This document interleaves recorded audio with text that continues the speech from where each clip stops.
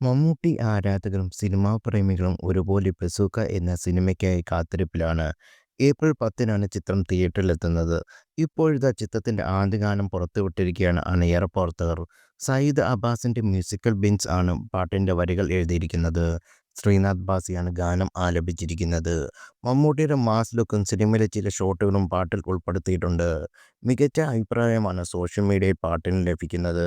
നേരത്തെ സിനിമയിൽ നടൻ സുമിത് നാവലിന്റെ ക്യാരക്ടർ പോസ്റ്റർ അണിയറ പ്രവർത്തകർ പുറത്തുവിട്ടിരുന്നു.